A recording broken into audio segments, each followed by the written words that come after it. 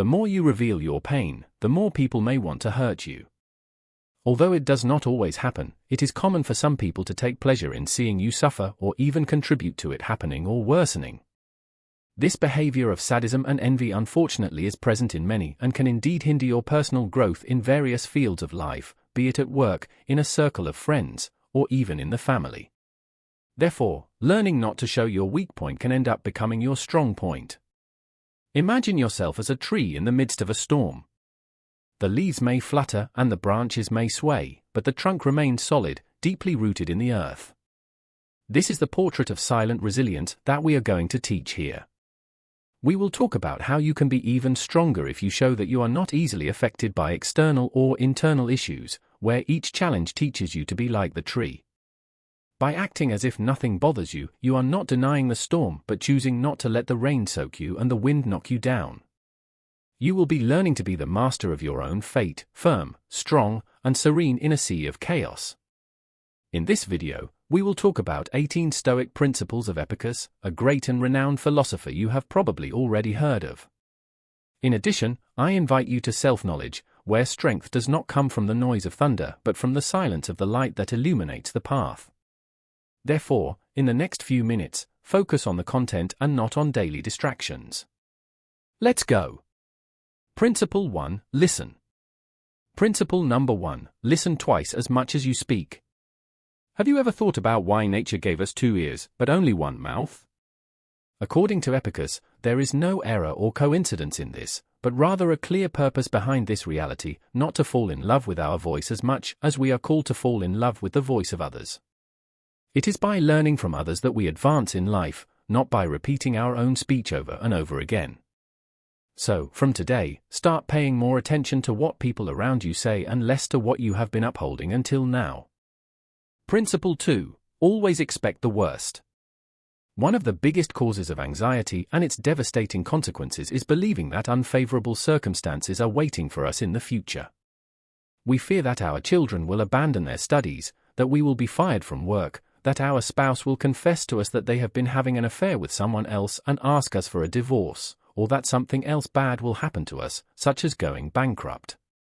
The problem is that one day we fear one of these problems, and the next day another and another.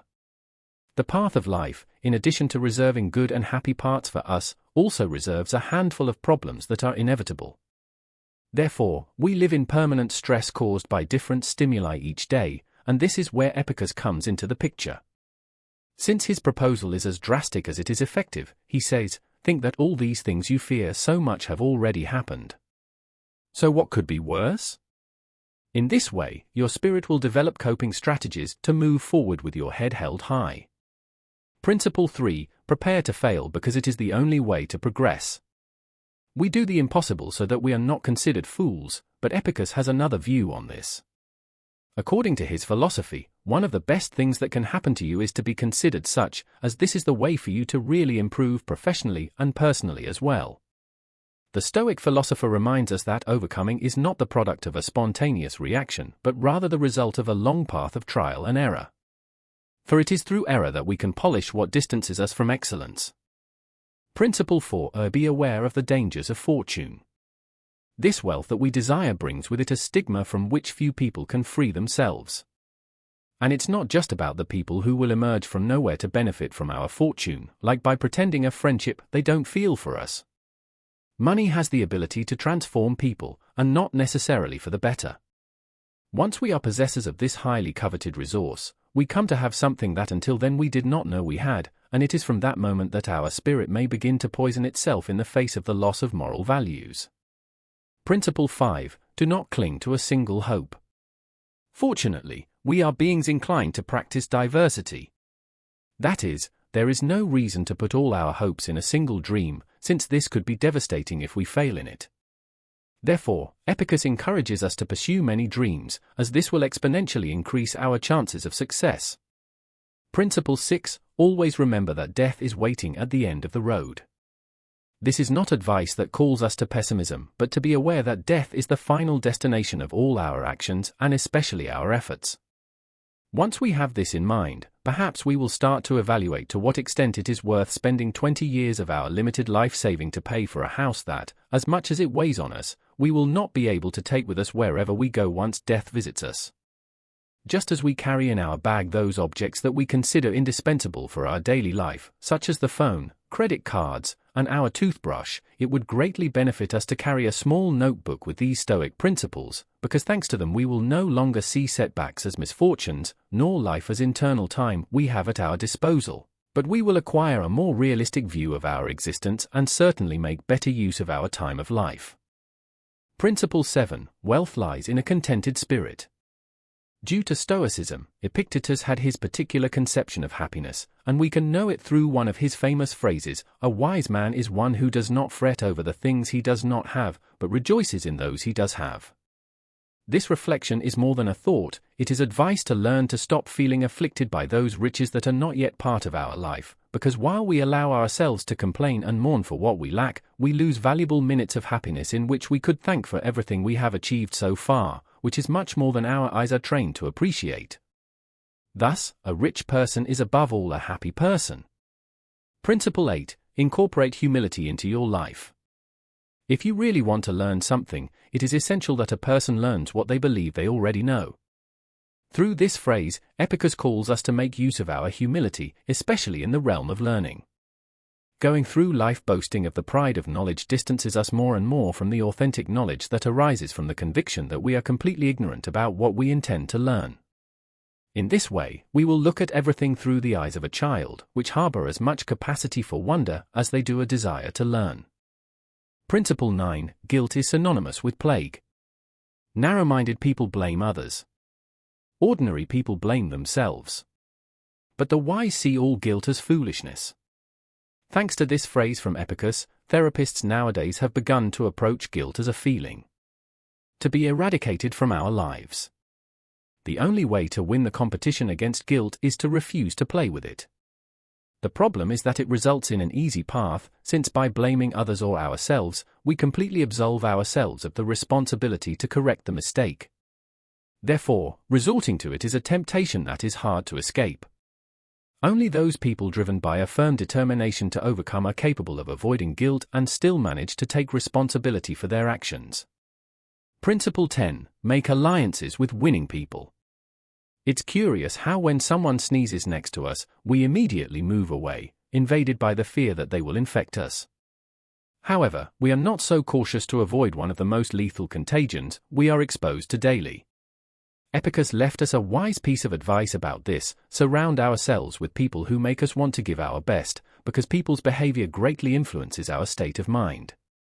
There are people who drain our energy and ruin our day, while others leave us full of joy and vigor. Therefore, one of the smartest decisions we can make is to ally ourselves with those who bring good vibes into our lives, while we say goodbye to those who have the ability to make us regret being born. Principle 11. Never forget that your reactions forge your destiny. We should not take our reactions lightly, as they are definitely what mark our success or our failure. Epictetus was very categorical about this. He taught us that we do not have the possibility to choose what happens, but how to manage it. Misfortune can fall upon any of us, but it is what we do from its arrival that will mark the difference from that moment on. For some people, a divorce means entering the world of depression and victimization. In contrast, for Epictetus, it is a golden opportunity to start on the path of self-knowledge. Remember that your life is not what happens to you, but what you do with it. Principle 12. Always fulfill your duty. Each one of us has a role in society and in the world, and the sun does not need praise or enchantments to rise each morning, but it does every day, and that's final. Thus, just as every part of nature does its job, we must fulfill our obligations. If we are waiting for pleasure or praise to do our work, we are failing both the environment to which we belong and ourselves. If we know what our task is and are aware that other people depend on it, it is our moral duty to carry it out without waiting for anyone to remind us. Principle 13. Do not hate those who hate you, simply ignore them. You are much bigger and completely superior to the one who criticizes, despises, and discriminates against you. Therefore, do not waste your precious time hating that person, as they do not even deserve to be present in your thoughts. we are encouraged not to fear people who harm you, as that noise represents a regrettable attempt to damage you. So, ignore it and become immune to it. Principle 14. Bet on simplicity. Why live in frugality if nowadays we have the possibility to surround ourselves with all kinds of luxuries? The answer is much simpler and more logical than you think, because wealth does not maintain itself, but requires commitment and a lot of daily energy to be able to preserve this system of luxuries and wealth. In contrast, when we opt for a simple lifestyle, we stop being surrounded by the pressure of having to meet the due dates of bills, loans, and credit cards. Principle 15. When you allow the comments and attitudes of others to bother you, you are handing over control of your life. Any person capable of making you angry becomes your master. However, that person can only make you angry when you allow yourself to be disturbed by them. Epicus makes us understand that there are many keys within us, and some lead us to happiness, while others lead us directly to emotional ruin. And it is precisely this last key that we hand over to those who make us angry. The solution to this problem is to put up a barrier that prevents us from being affected by the attitudes of others, because definitely each one is the owner of what they say and also of what they decide to listen. Principle 16. Friendship is above wealth. True wealth is genuine friends, as they will be there to support us if one day our material fortune dissipates. Therefore, dedicate yourself to cultivating true friendships, and you will be making a very profitable long-term investment. Principle 17. Always extract the benefit from things. Whatever happens, it is up to you to take advantage of it or not. These were the words of Epicus. As you can see, it is not about having the option to take the good out of adversity, but that doing so is our duty. As long as there is intelligence in you, there will be the ability to realize the advantages you can take from the situation that has struck you. Imagine that one day you arrive at work to find out you will be fired. Instead of despairing and accusing the universe of being against you, you have the option of venturing into that enterprise you dreamt of while fulfilling your work schedule alongside people you disliked. Therefore, always try to look for the positive in a situation, as this movement added up throughout your life will certainly take you further than just lamenting. Principle 18. Stop worrying about what is out of your control. You are the owner of your opinion, but not your reputation. You have the desire and the zeal for the search, but you cannot control the amount of goods you have or success. Therefore, worrying and getting bitter about those things we cannot control is simply making the decision to waste time. According to Epicus, we are called to cultivate those values that we have the possibility to change, but it is also our responsibility to let go of what is out of our control and thus let fate take care of it.